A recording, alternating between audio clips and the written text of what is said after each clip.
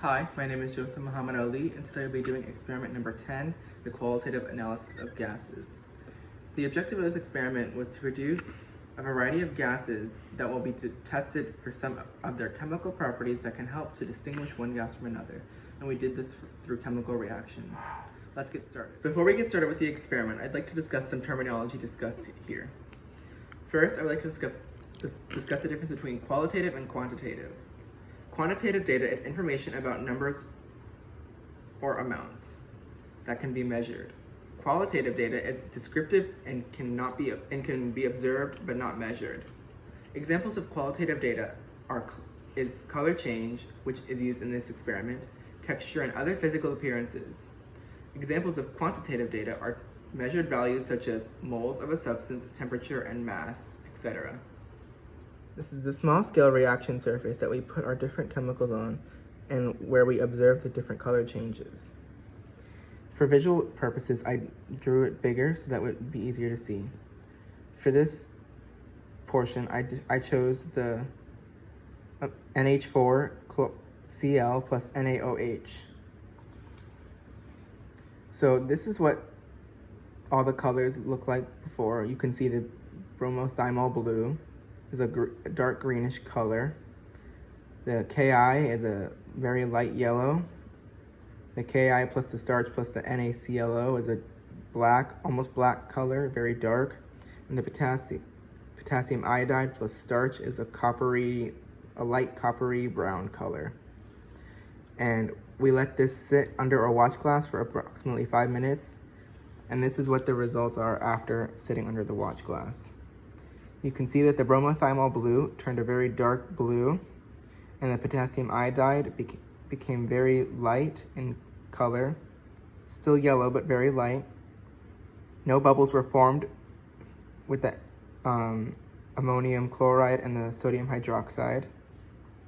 The potassium iodide plus the starch became a very dark brown, almost very dark copper brownish.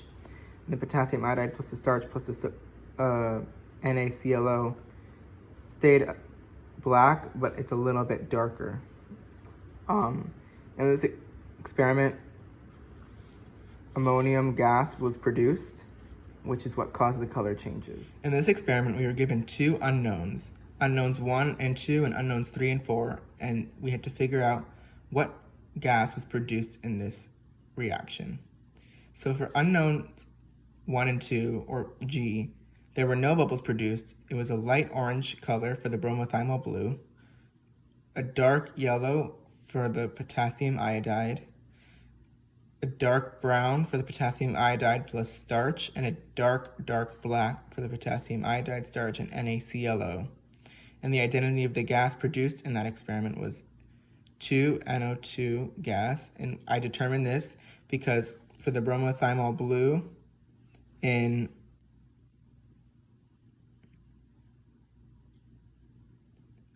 B, it was a light orange as well, a dark yellow, a dark brown, and a dark black. And that had nitrogen, 2NO2 gas produced.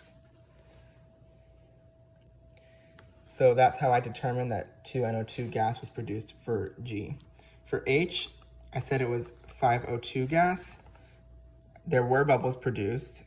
It was a darker green color, and this matched D. There was a darker green for the bromothymol blue, a light yellow, and a dark yellow. These didn't match, but they were similar. For the potassium iodide and starch, they were both coppery. And for the potassium iodide plus starch plus NaClO, it was both a dark black.